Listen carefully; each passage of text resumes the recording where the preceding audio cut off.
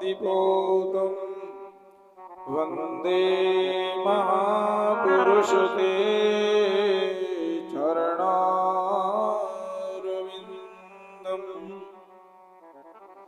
सर्वावतार चरितम सर्वशक्ति समन्वितम श्रीमद्भागवतम वंदे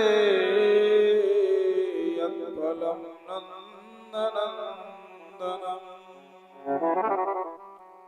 बोलो वृंदावन बिहारी लाल की जय हो। प्रिय सज्जनों, श्रीमद्भागवत परमहंस संहिता महापुराण की परम पावन कथा का शुभ अनुष्ठान भगवान साईं जी के यहाँ कल से प्रारंभ हुआ है। कल हम निवेदन कर रहे थे कि वो महाराज भी बता रहे ये साधारण स्थान जगह घर नहीं है।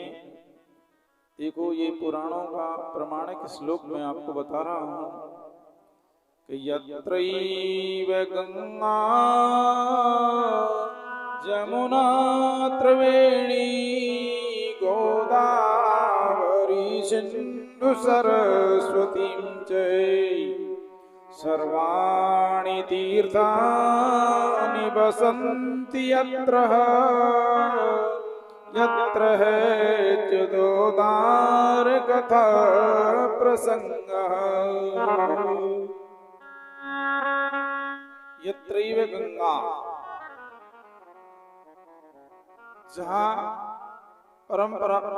परमात्मा की जहाँ कथा होती है, जो है कथा प्रसंगा कि वहाँ यत्रैव गंगा का निवास है, वहाँ जमुना है, वहाँ त्रिवेणी है, गोदावरी सिंधु सरस्वती सर्वाणि तीर्थानि वसन्ति यत्र, वहाँ सब तीर्थ निवास करते हैं। यत्रैव च्युतोदार कथा प्रसंगः, जहाँ भगवान की कथा होती है कि यहाँ सभी देवताओं का आवाहन किया गया है, सभी देवताओं को निमंत्रण दिया है, तो सभी देवता विराजमान हैं।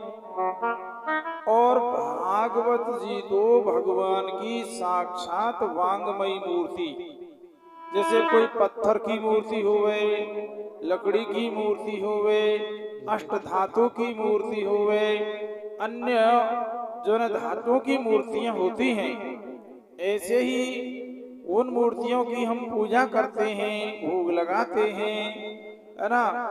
ऐसे ही भागवत जी का भी हम पूजन करते हैं, आरती करते हैं। और ये वाणी है, ये साक्षात भगवान का स्वरूप का दर्शन कराती है। भगवान का साक्षात विग्रह है, ये स्वरूप है। इसलिए देखो भागवत में जैसे भगवान के मंदिर में जाते हैं तो फूल माला प्रसाद भोग ले जाते हैं, फिर भगवान के मंदिर में प्रणाम भी करते हैं, फिर भगवान के मंदिर की परिक्रमा भी करते हैं। इसलिए माता बहनों से जो हम कह रहे थे कि सभी प्रसाद लेकर यथाशक्ति श्रद्धा से आना चाहिए, और ये नहीं सोचना भगवान साईं जी के घर जो कथा हो रही जा रहे हैं, मानो भगवान के जो है दरबार में हम जा रहे हैं। और इस भाव से आना चाहिए कि खाली हाथ नहीं जाना है हमको भगवान के यहाँ। और आपको मैं एक दो बात प्रत्यक्ष सुनाऊंगा भागवत के महिमा की। इसमें तो एक एक जो है ना श्लोक महिमा मंडित है, एक एक स्तोत्र कवच का स्तोत्र का अनुष्ठान करते हैं संत ऋषि मुनि भक्त लोग। तो देखिए मैं कल सुना रहा था कि एक गांव में एक संत जी थे, तो भागवत की वो कथा कर रहे थे। तो माता बहनें श्रद्धा के अनुसार प्रसाद फूल भेंट चढ़ाती हैं। तो लास्ट के दिन सुखदेव जी की विदाई होती है, तो सभी चाहते हैं कि आज का दिन तो लास्ट है, अवश्य हमें भेंट पूजा चढ़ानी चाहिए। तो सज्जनों, उसी गांव में एक रहने वाला था नाई। भगवान के यहाँ आप जाति पात पूछो ना कोई, और हरि को भजे सो हरि को होई। भगवान तो जो है ना भाव के हैं, भाव नहीं तो भगवान नहीं। भाव बिना मिलता नहीं दुनिया में सामान, और भाव बिना कैसे मिले भवतारण भगवान।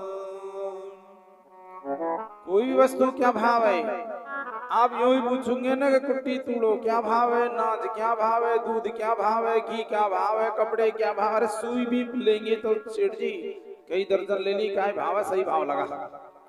भाव है ना कोई सामान ही नहीं मिलता, तो भाव है ना भगवान भी नहीं मिलते। तो सज्जनों, वह नाई की लड़की जो थी वो 18-20 साल की होगी। वो बेचारी सोचा कि आज तो मैं भागवत भगवान की कुछ भेंट करके आऊं, खा ले जाऊं। अरे श्रद्धा सारू ले जाया जाता है, शक्ति सारू ले जाया जाता है। भगवान श्री जी तो जो है ना दूसरी कथा करवा रहे। मेरे बहुत सी बात याद स्मरण आती रहती है, जो कथा चलती है सोचे ये कहें कि जैसे परीक्षित जी ने 1 मिनट में राजपाट नहीं छोड़ा, बहुत बड़ी तैयारी थी सुखदेव उनकी परीक्षित जी की। तो सज्जनों, भगवान साहब जी ने अचानक नहीं रोकी है कथा, इनकी बहुत दिन से तैयारी चल रही थी। तैयारी क्या चल रही पता ही नहीं लगा। इनके मन में संकल्प चल रहा था, इनके मन में इच्छा चल रही थी, प्रभु ऐसी कृपा करें, भगवान ऐसी दया करें, मुझे एक अवसर और मिले, है ना, तो मैं एक कथा और कर पाऊंगा। श्रावण के महीने में गुरु पूर्णिमासी पे तो ये निमंत्रण ही दे आए। बताओ, सावन भादो कुआर काटते कर अगेन 5-6 महीना है तैयारी होते। हमको लग रहा है आज का सा ऐसा नहीं होता है। तो हम आप सब आए तो ये भी हमारे बहुत जन्मों के संस्कार है सो आए। अब मैं आपको बात सुना रहा हूं कि वो नाई की बच्ची ने क्या किया, एक ढूंबला में भरे गेहूं, 1 कोरो लाल कपड़ा और सज्जनों 1 रुपया उसके ऊपर रखा और हल्का मन किया श्रद्धा से, हे भागवत भगवान, मेरे पास तो इतना ही है, मेरे पे यही बन पाया है, मेरी जो भाव की ये भेंट है, हे भगवान इसको आप स्वीकार कर लेना। हाथ जोड़ के चढ़ा दिया, मस्तक झुका के प्रणाम किया, भागवत की परिक्रमा करी और सज्जनों को चली गई। भागवत समापन हो गई, है ना, और संत चले गए, सब अब अपने काम में लगे हैं। लेकिन हम ट्रेन में लंबा सफर करते हैं, उतरने के बाद में भी हमें वह धुन चलती रहती है। तो ये कथाओं का जो श्रवण कर रहे हैं, काफी दिन तक इसका मनन निधिध्यासन चलता है और चलना चाहिए। तो क्या हुआ, तो घटना घटी, वह लड़की आंगन में झाड़ू लगा रही थी। अब उसको प्यास लग रही थी, वहां ने सोची ला छोड़ो सो आंगन है, इसको पूरा को झाड़ दूं, उसके बाद में मैं पानी पीऊंगी। ऐसा उसने सोचा। इतने में तो अचानक से यमदूत आए और पकड़ के ले गए उसको, और वो दम से गिर गई। लड़की देख रही है, ये उसने बताया। बहुत से ऐसे शुद्धात्मा होते हैं कि जो इस घटना को दर्शन कर लेते हैं कि मैं इस शरीर से बाहर हो गया हूँ, मेरा शरीर गिर गया है, परिवारजन जो है ना दुखी हो रहे हैं, ये दिखाई देता है। शरणन जी को भी ऐसा अनुभव हुआ था। तो सज्जनों, वे लड़की को यमदूत पकड़ के ले गए और ले गए। अब वहां घर रोना चिल्लाना चीखना बहुत हुआ कि अचानक से क्या था, सिर दर्द नहीं, बुखार नहीं, क्या हो गया, क्योंकि अटैक आ गया, फलाना हो गया। तैयारियां करने लगे अंत्येष्टि की, अर्थी में धर ली, चलने की तैयारी। इतने में बच्ची में प्राण वापस आए। उसने कपड़ा बंधा हुआ, सिर ढका हुआ, तो उसने जीभ हिलाई और वो कपड़े को हिलाया तो लोगों ने अरे कपड़ा हिल रहा है। कुल मिलाकर ये था कि वो कपड़ा हटाते उसने आंख खोलना शुरू कर दिया, अरे ये बच्ची तो जिंदी है। फिर उसने कहा हॉस्पिटल ले चलो, ये करो, ये तो जी गई। उन्होंने कहा कहीं मत ले जाओ। थोड़ी देर में बिल्कुल ठीक अपने होश हवास में आई। उसने कहा ये क्या हुआ कि मैं मर गई थी। फिर ये कैसे हो गया, कैसे मर गई कि मैं ऐसे मर गई। झाड़ू लगा रही, 2 आदमी आए, हाथ पकड़ा मेरा और वो मेरे को ले गए सर सर करते हुए। हम यहाँ रोने लगे, वो मैं देख रही थी, लेकिन ले गए जल्दी से।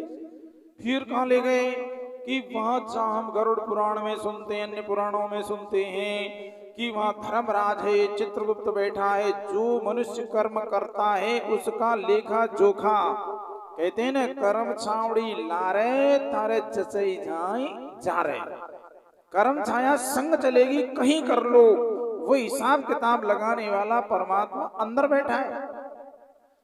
तो लड़की ने कहा धर्मराज की वहां जाकर बड़ा लंबा चौड़ा चौक में खड़ी कर दी, लेकिन जो व्यक्ति जिस स्थिति में मरता है मरने के बाद भी वही गति रहती है, इसलिए कभी कितना भी संकट दुख आए लेकिन आत्महत्या नहीं करनी चाहिए।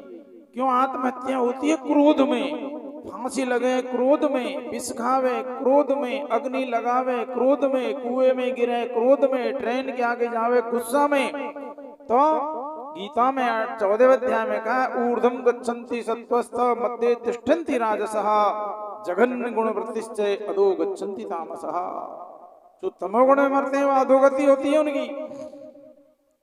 अब उस लड़की ने कहा कि मैं प्यासी थी, तो मरने के बाद ही मुझे प्यास लग रही थी, मैं सोचूंगा मुझको तो प्यास लग रही है, कोई पानी पिलाए। इतने में एक बुढ़िया आती देखी, अरे बुढ़िया मुझको प्यास लगी है, पानी पिला दे। अच्छा पानी लाती हूँ तेरे लिए। वो रामझारा लेके आई आगे पास और ओ कर ली नो के यूं ही पानी पिलाने लगी। इतने में दो आदमी गए, इसको पानी क्यों पिला रही? रामझारा रोक दिया, क्यों नहीं पिला रहे पानी? उसने कहा लड़की ने कि मेरा हाथ पकड़ के वे जोर से मुझको दौड़ा के ले गए और जोर नोच के ढेर पे खड़ा कर दिया कि देख तेने कभी प्यासे को पानी पिलाया नहीं, तेरे हाथ से पानी कैसे मिलेगा? तूने जो जिंदगी में दान किया है, धर्म पुण्य किया है, वो क्या किया है? क्योंकि वाई ढूमलो, वाई नाज, वाई कपड़ा, रुपया। उनने कहा नाज के बदले 100 मन नाज का ढेर पकड़ो, कितने नाज चाहिए खा ले। कपड़ा के बदले कितना कपड़ा उड़ा ले, इतना ही कपड़ा मिलेगा। रुपया का ढेर लगा, कितना रुपया खाए खा ले, पानी पिलाया ही नहीं, कैसे मिले? अरे राम अब इनसे प्यास बुझेगा मेरी। धर्मराज ने बुलाओ उस लड़की को। सांप देखा, उन्होंने अरे गलत किया तुमने, ये लड़की का नंबर ही नहीं है वही मरने का, इसको क्यों लिया है? वापस करो, जल्दी करो। तुरंत एक दरवाजे से धक्का दिया, मेरी आंख में जगीर में घबरा गई, तुरंत वापस शरीर में आगे आकर सुना दी ये उसने अपने जीवन का वृतांत। तो सज्जनों, यत्रैव गंगा है ना, जहाँ सारे तीर्थ निवास हैं, भगवान का जो है ये धाम है, ये भगवान की पूजा है। श्रद्धा विश्वास से एक एक शब्द सुनेंगे हम, एक एक दिन की कथा हमारे लिए बहुत पुण्य देने वाली है। और एक हमारे पंडित जी बहुत अच्छे परिचित थे, उनके सामने जब हम बिल्कुल छोटे बालक ही थे मान लो, पर साधु हम छोटी उम्र में हो गए थे, जब उन्होंने मेरे को एक घटना सुनाई। क्या सुनाई? कि हमारे देखो आपस में राग द्वेष होता है विद्वानों में भी, तो पंडितों में द्वेष था। जिस पंडित ने मेरे से बात कही वो शिक्षक था, मास्टर था, बुजुर्ग भी था और भागवत कथा भी करता था, अनुष्ठान करता, बहुत सरल स्वभाव का था। उनका नाम रामदयाल जी था। उन्हीं के गांव में एक पंडित जी थे, वो जजमानी का काम करते थे, उनकी बहुत बड़ी जजमानी। लेकिन रिश्तेदारी में उनके बहू बेटा गए और उनको झूठा चोरी का नाम लगा दिया। अब आकर लोग उन्हें इकट्ठे हो गए, उन्होंने कहा तेरे बहू बेटा हमारा सोना चांदी घड़ी रेडिया रुपया चोर के लाया है। तो उसने पूछा बहू बेटाओं से, उन्होंने कहा हमने देखा ही नहीं कि तुम्हारे अलावा हमारे घर में कोई इस प्रकार खुले भाव से रहा ही नहीं, तुम्हारे अलावा कौन ले जा सकता है? अब पन्ना पंडित जी तो इतने होश हवास भूल गए कि मेरे जिंदगी की, यश कीर्ति की, प्रतिष्ठा, मेरे जीवन में कलंक लग गो, मेरी इतनी बुरी बदनामी। देखो आंख फूट जाए वैद बना दे, और खोया धन भी पाएगा, पिछड़ जाए तो फिर मिलेगा, है ना। और जिस बंदे के दाग लग जाए जन्म जन्म नहीं जाएगा।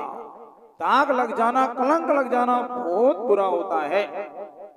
वाने उपाय करे लेकिन माने नहीं लोग। फिर पंडित जी ने कहा, रात को मेरे पास आया, कहने लगा मैं तुमसे द्वेष करता रहा, तुम विद्वान हो मैं जानता हूँ, अब मेरा ये कलंक कैसे छूटे ये तुम बताओ। उन्होंने कहा मिट जाएगा। कैसे? भागवत की मात्र एक कथा से। एक कथा कैसी? सप्ताह कथा नहीं करनी, आप आगे सुनेंगे कि भगवान कृष्ण के लिए भी चोरी का कलंक लगा दिया था। सत्राजित ने जो है ना प्रसेन मणि को ले गए, उनको सिंह ने मार दिया था और सिंह से जामवंत जी ने ले लिया, जामवंत जी गुफा में ले गए। तो ऐसे और भीम